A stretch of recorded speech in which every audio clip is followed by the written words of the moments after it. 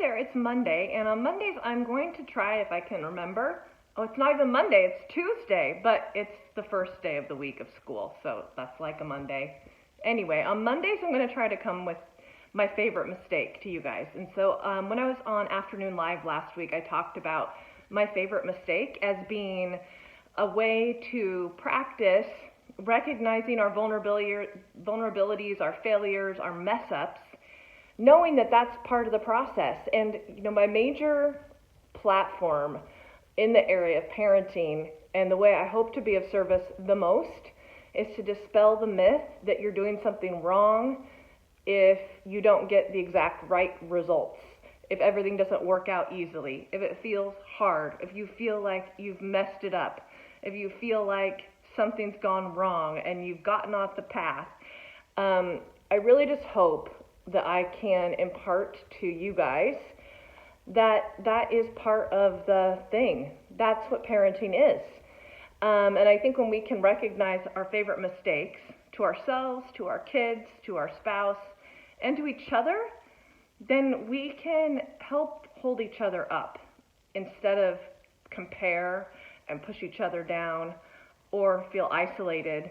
If your child's really struggling and you feel like you've been part of that, or if your child's really struggling and you're not sure how to help, guess what? That is, I think, normal. And so my favorite mistake this weekend was something that comes up a lot. I like to fix things and solve problems instead of listen to my kids.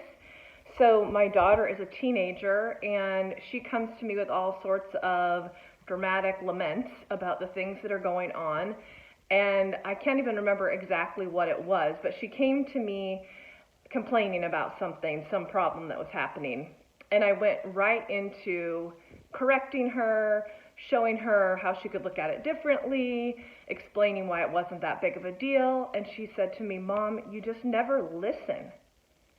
And that was my favorite mistake. And I've made it many, many times, and I'll probably make it many more. But I'm really trying to be more present and to be open to just hearing my kids when they're having a hard time without having to fix or solve it, without having to interrupt and jump in and place my stamp or my point of view on it. They're allowed to have their own feelings, their own interpretation, their own reaction. And that's how I can help them grow their sense of self, is not having to come up with a solution that pleases me or even to have a solution, but just to have a place where they can have a container, they can have someone listen to them. And that's something I have not always been very good at and that I still struggle with. So that was my favorite mistake this weekend. I mean, there were lots of other ones too. That was just the one that fit into this appropriately. So anyway, another mistake I've made is buying my glasses at the dollar store because they work great, but they're cockeyed, so they're kind of embarrassing to wear. Anyway, have a good one. Happy Tuesday, and I'll talk to you soon.